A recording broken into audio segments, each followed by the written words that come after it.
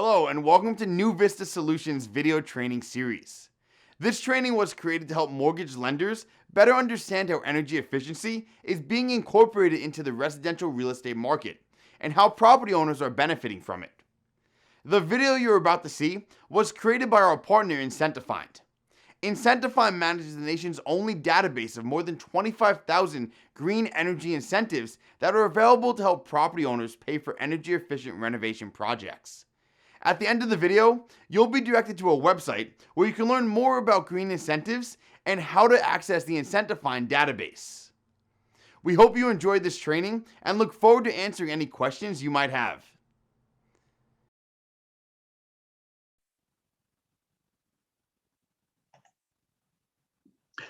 Hello, and welcome to our webinar that is brought to you today by IncentiFind.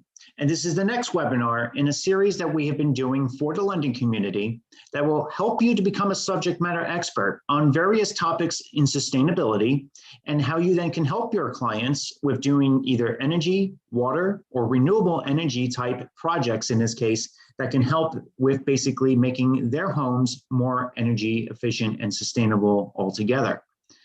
And today's topic that we'll be touching on is an aspect of renewable energy, and that being the technology of solar.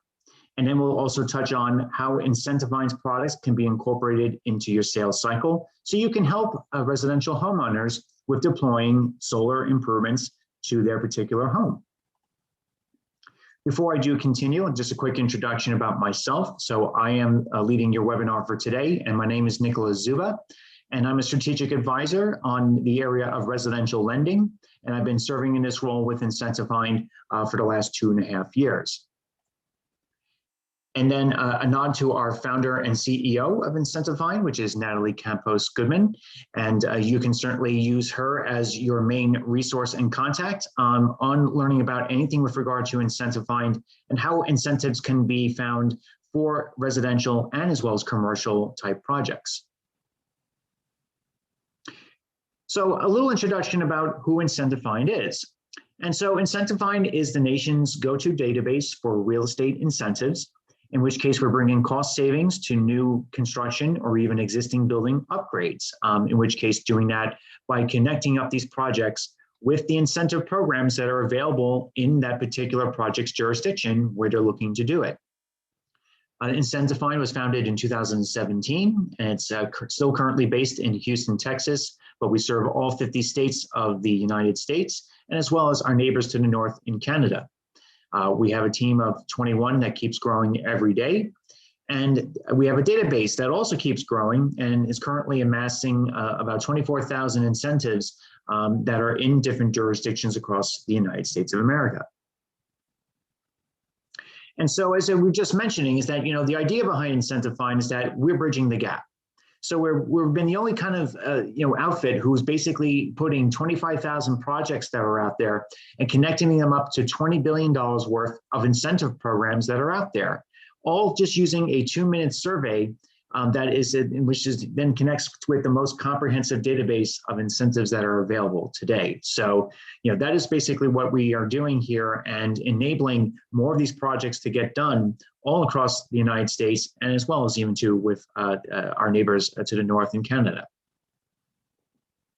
And as I mentioned, we've had 24,000 incentives and growing amounts of those incentives in our particular database that we do maintain.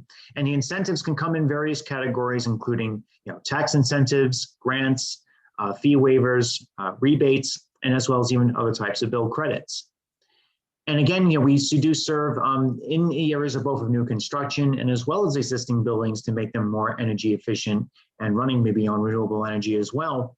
And so in the new construction area, we've been very helpful on doing the different kinds of projects on things like brownfield development, different types of certifications for new buildings, working with the opportunity zones, which is a type of tax incentive program, and as well as even to making buildings that are more smart in terms of how they're being used, in this case, through smart building technologies. Then in terms of existing buildings, we've been very active as well on areas like in beautification, economic development type efforts, deployment of EV charging stations, and as well as getting involved with PACE financing, which is a type of vehicle to doing energy saving projects as well, that is typically repaid on a property owner's tax bill.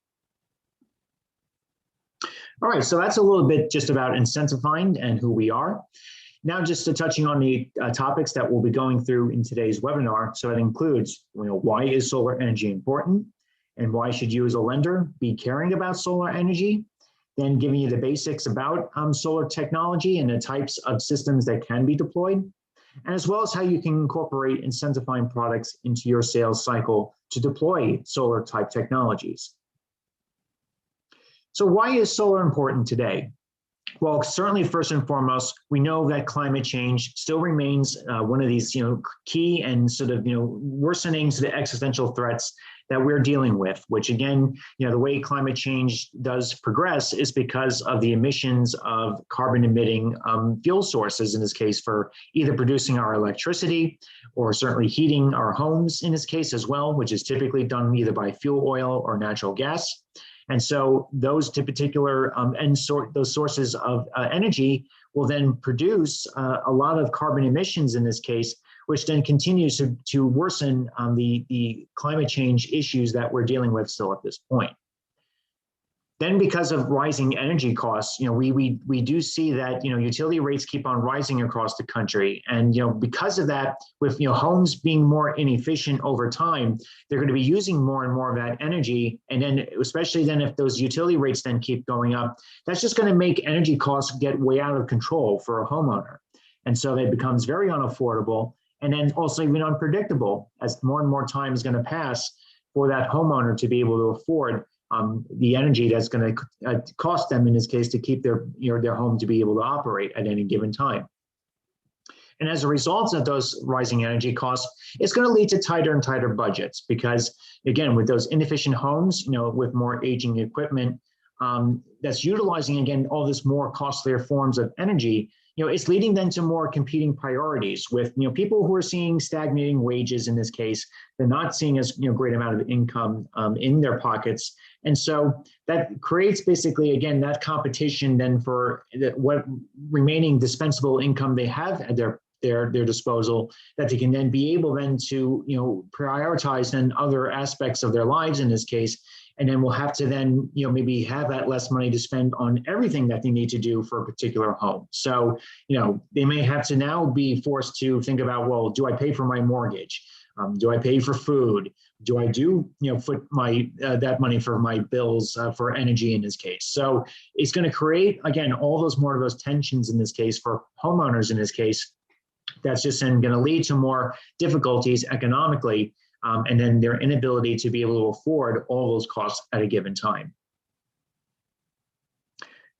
So then why should you as a lender then care about solar?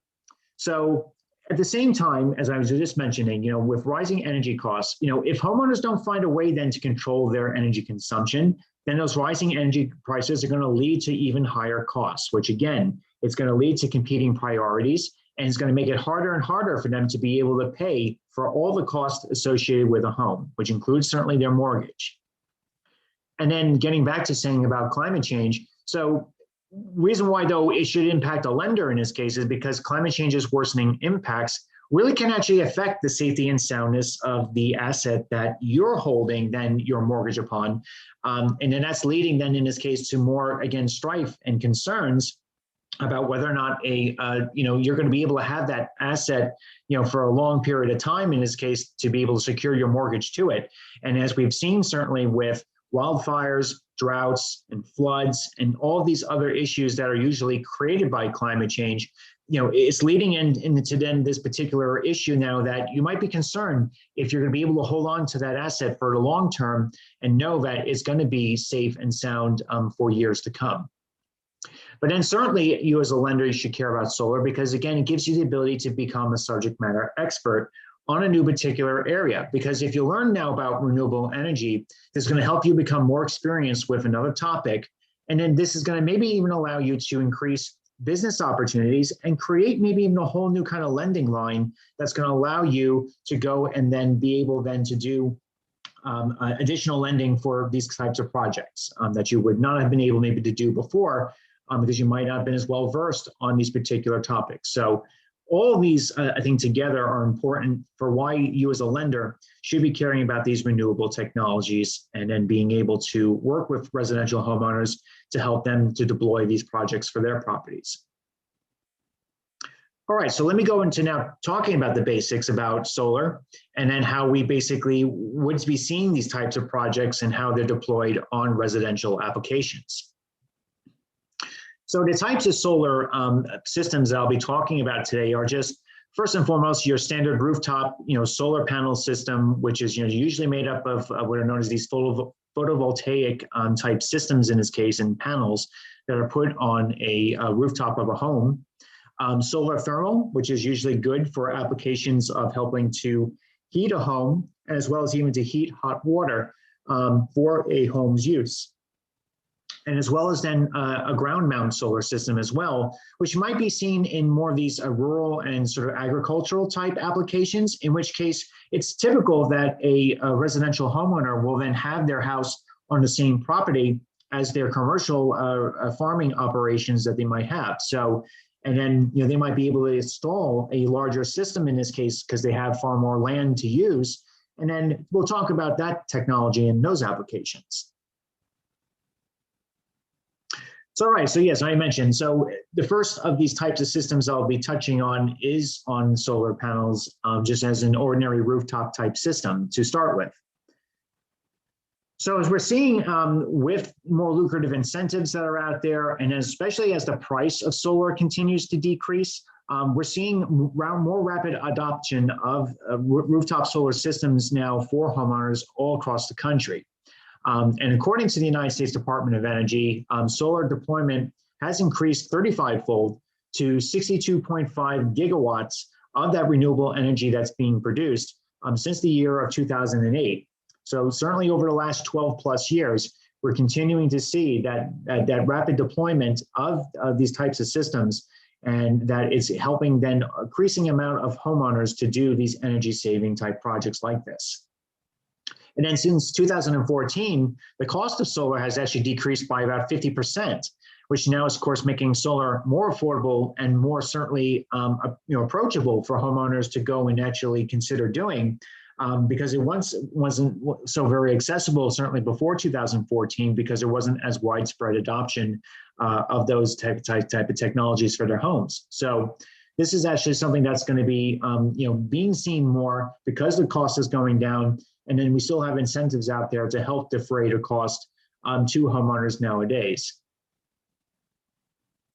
And so typically what we see on an average residential rooftop system is usually it's helping to offset about 5 kilowatts worth of energy in this case. And that's usually considered in demand in this case for the home.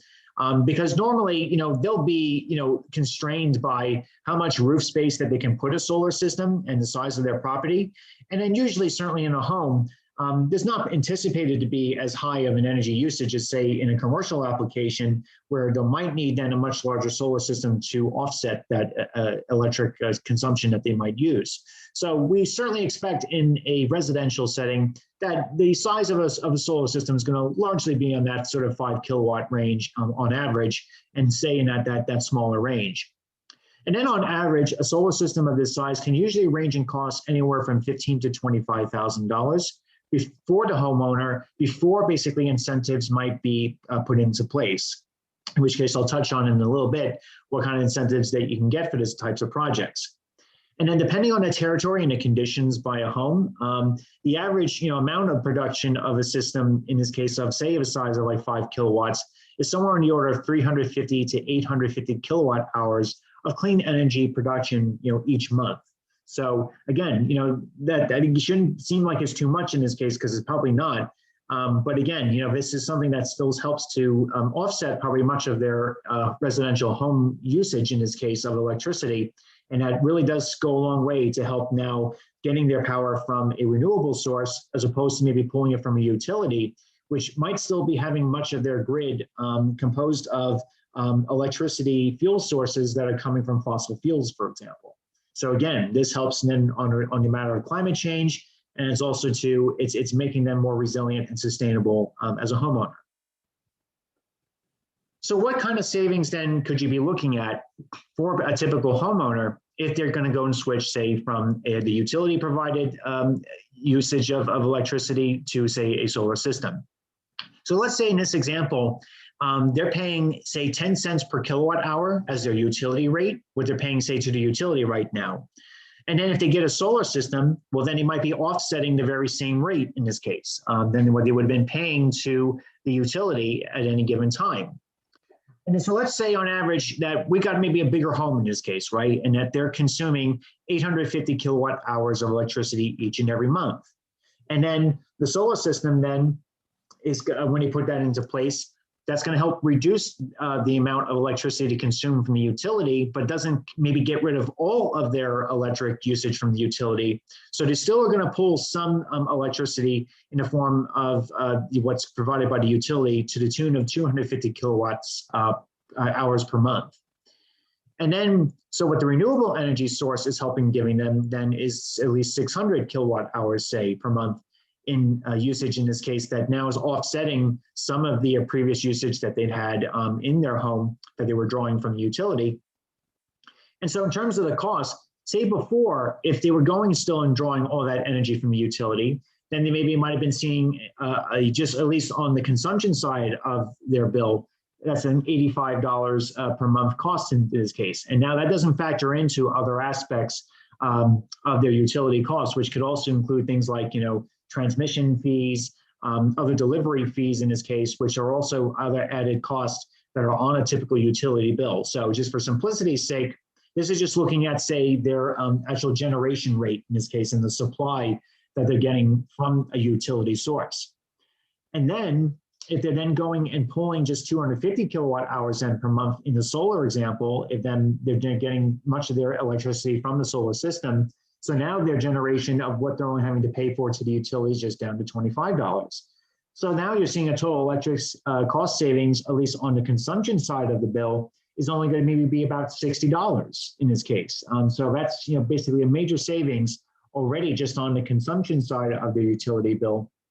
And then what certainly is also helpful in terms of them getting their electricity from a renewable source is now you're hedging now against potential energy price increases in the future.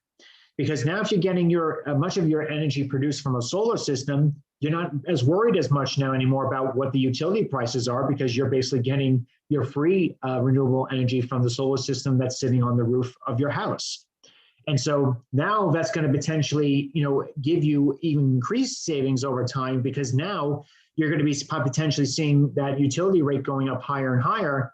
And you're guarding yourself against those higher increases in costs because now you're just simply getting much of your energy now from a renewable energy source. Okay, so in terms of the types of incentives that are seen in some jurisdictions, so let's go through a couple of examples. So for example, in Los Angeles, they can get what's known as a fixed roof lease payment for solar in this case.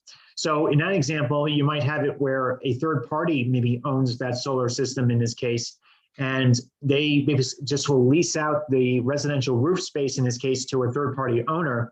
And then they're basically then doing is paying a fixed cost then to that third party owner in this case for getting their solar then from that, getting their electricity from that solar source. So that's going to be very helpful in this case then too to help reduce their energy costs over time, because again, it might hedge them from what they're going to be paying to the utility. They could also get access to a federal tax credit in this case, which is commonly known as the investment tax credit, or ITC for short. And I'll go into talking a little bit in terms of what those rates look like and what they can do to help with actually paying for a solar system over time. And they'll go down to another example in Atlanta. They actually will give you a one-time rebate of up to $4,500 as the city to go and help with the deployment of a solar system for a residential homeowner, in which case then they can also combine that in with a federal tax incentive that they can also take out when they do file their taxes, in this case, at the end of the year. Okay, so the next example of a technology that it can be installed in a residential home could be a solar thermal installation. So as I was mentioning in this case, what solar thermal then does, it's actually helping to collect that solar energy which then can be used to produce electricity to either heat water or to heat your home. So in using solar thermal can now offset now the fossil fuel energy usage, like, and I was using as examples of fuel oil or natural gas before, which are typically then used in those homes to create the hot water or to even heat the spaces within the home. Now you're offsetting then how much of the fossil fuel usage that you're using, so that now you can be even more sustainable as a homeowner in this case, for basically installing a system like this. And then this can lead to, again, a great amount of energy and dollar savings, both on certainly the hot water as well as the home heating cost side. So let me go into talking a little bit about what that could potentially look like. So again, I'm just using, again, a very simplistic example in this case, right?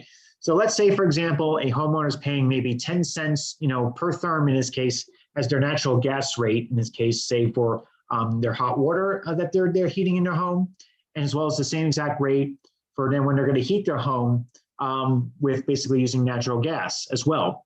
So in that case, combined between, say, them needing that natural gas consumption for heating their hot water and as well as their actual individual home heating, you're talking about, in this case, then their combined usage is about 650 therms each and every month. In which case, that's translating into a total cost between those two particular end uses would be $65. And again, that's just really on the consumption side of the bill. That's not talking about, again, other particular charges that they'll be paying for in terms of delivery and the transmission of that natural gas through the pipelines to the home. So now let's say they install a solar thermal in this case, right? And so say that then they're able to cut in half how much energy they're getting then from the usage of heating their hot water or heating their home through natural gas purposes in half. And so by cutting that in half, now they're cutting their bill in half. And so that actually helps now to decrease then how much energy costs that they're having to spend, say, to their natural gas provider in half, which now makes maybe that total bill only to be about $32.50 to that homeowner. And so that can see a pretty decent savings in this case. And that helps them to also reduce, again, their fossil fuel usage when they're going to provide heat to heat water in this case, and as well as providing home heating during the winter seasons. Okay, so then the types of solar thermal incentives that are out there. So for example, in Washington, D.C., they will have a federal solar water heater tax credit that they'll give right to that homeowner. And in Chicago, they also provide it through in the forms of basically giving them a solar permitting incentive, in which case it offers projects that have green elements a sort of priority review process, but then also maybe too, it can help cut the costs in this case for basically then maybe on their permitting in this case that they would need to install a solar system, in this case on the roof of their building. And then there's also, again, a federal solar water heater tax credit as well that they can take advantage of when they file their taxes, in this case, at the end of the tax year. Okay, and then finally, in terms of a type of technology is like in terms of a ground mount solar system, as I mentioned, this could be something that could be better in sort of, residential applications that would either require more solar panels than say the roof can handle, and also maybe even have, ample land space to site the system. So I think commonly in this case, you might see this used in agricultural type, applications where, they have in this case, not only maybe say their residential usage in this case of what maybe they're going to offset through a solar system, but also too, they might even use that same solar system to help then offset their commercial farming operations that they also have on the very same site. So in an example like this, for a residential ground mount type system, the average size is somewhere between 15 and 20 kilowatts to help produce that electric energy in this case for these particular types of applications. And then the cost for this kind of ground mount system is certainly more expensive than say a rooftop system because number one, it's larger in size, but then two, because of the infrastructure that has to go in to site the solar on the land in this case. So that all in this case is going to lead to certainly higher costs, in which case the average range is anywhere between $29,000 and $35,000. Also, again, before incentives are included in those costs to help defray the costs for a project. So one example of an incentive that's out there is actually run by the United States Department of Agriculture, which is known as the Rural Energy for America Grant, or REAP grant for short. And so the REAP grant provides funding and guaranteed loan financing for rural small businesses and agricultural producers across the United States, which can be used for implementing renewable energy systems, including in these ground mount solar applications that would be good for an agricultural application. If an agricultural property doubles as the primary residence and is located in that rural area, then a homeowner can install a ground mount solar system and can be in fact eligible for this particular grant. So again, if you deal with any homeowners who are also doubling as these commercial farming operations, know that they're a type of a grant in this case that can actually be used for this particular type of project.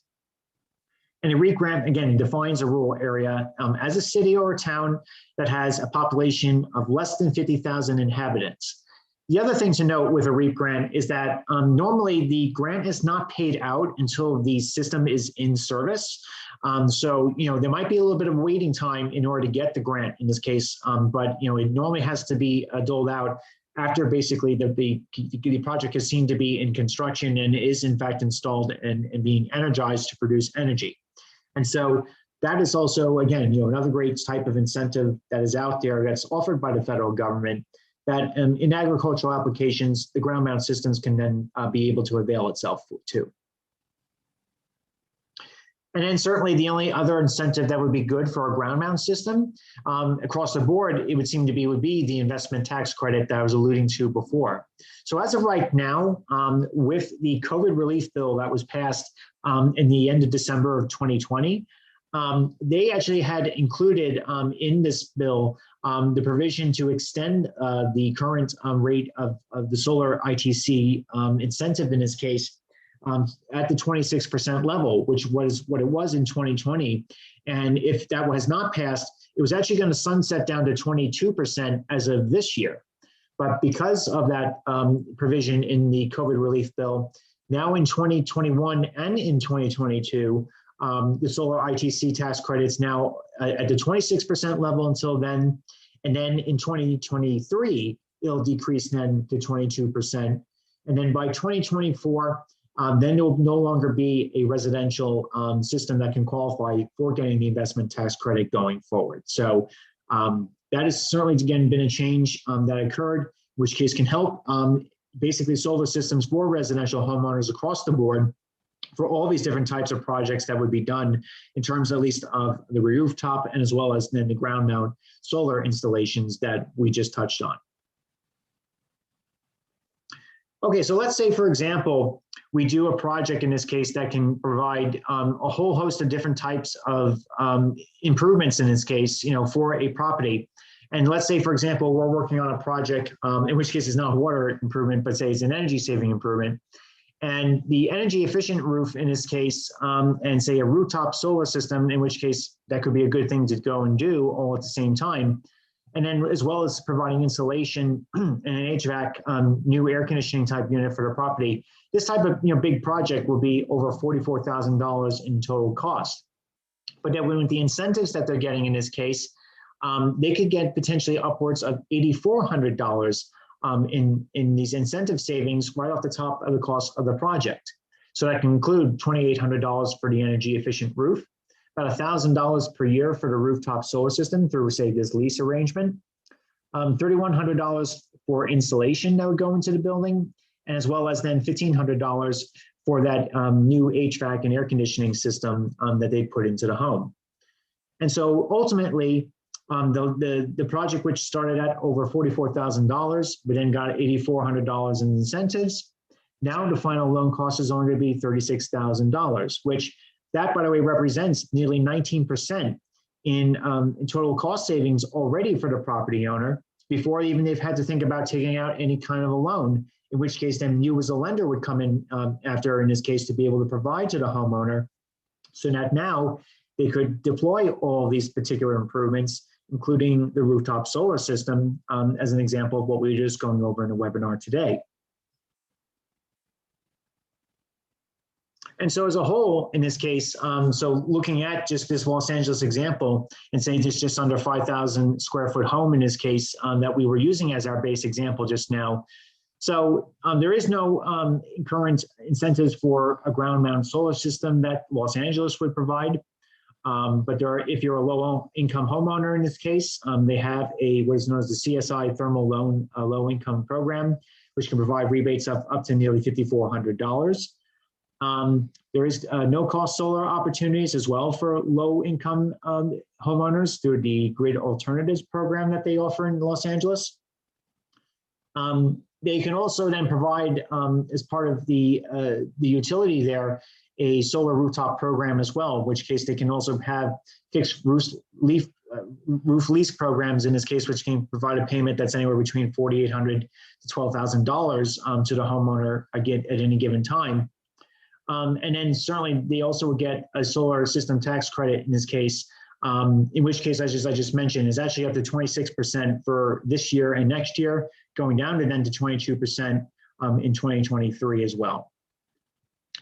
And then for solar thermal, in this case, there's also then a solar thermal incentive program as well that provides single family solar water heating systems that helps to displace, natural gas consumption, can then qualify for rebates up to nearly $4,400, while also electricity displacing systems can then qualify for up to just over $1,800 in this case. So these are the types of incentives that can be garnered in Los Angeles if you yourself or a homeowner there was seeking to go and put a solar system on your property, whether it be certainly a rooftop system or certainly a solar thermal type installation. All right, so that just gives you a sense about the types of solar technologies that exist today. And now I'm going to touch on a little bit with IncentiFind's quick summary product, which is something you can incorporate into your sales cycle that you can then help a residential homeowner with doing a renewable energy upgrade to their home itself. So certainly if you have a property owner who comes into you who's piqued by the interest of doing a renewable energy project, this would be certainly then a good time to introduce our quick summary product.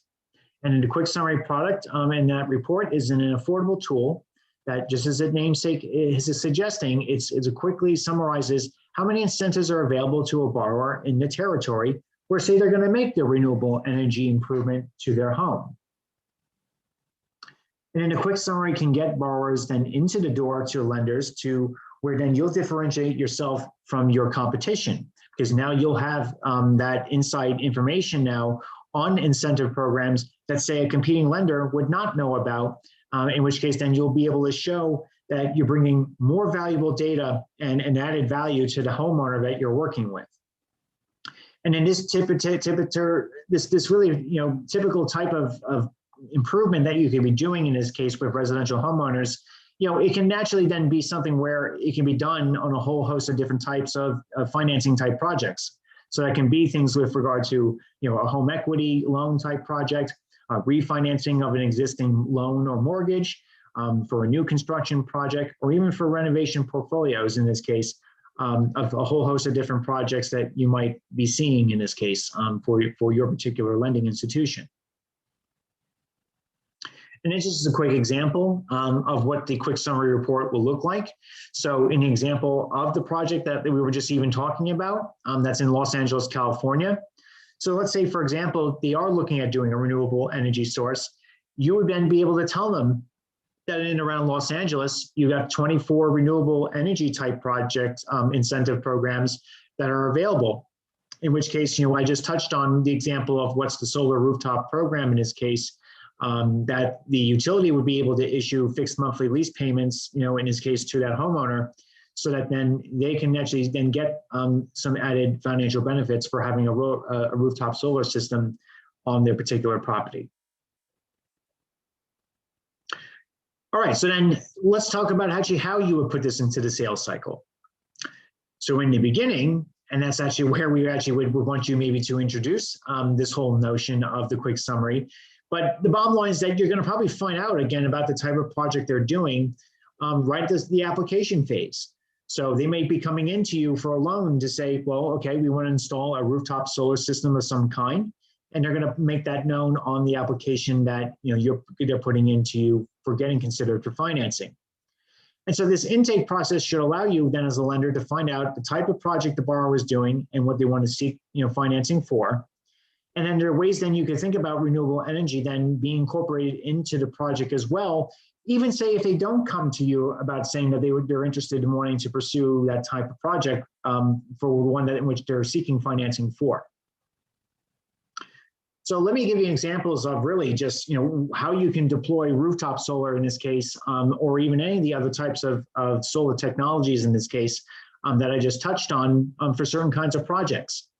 So let's say, for example, maybe they're coming in for a basic home renovation project, right? So where it's a standard sort of renovation project, they want to improve the aesthetics of the home, or maybe even say they want to come in to say that they're using a loan to maybe replace a roof, in this case at the time that they're doing an actual standard renovation project.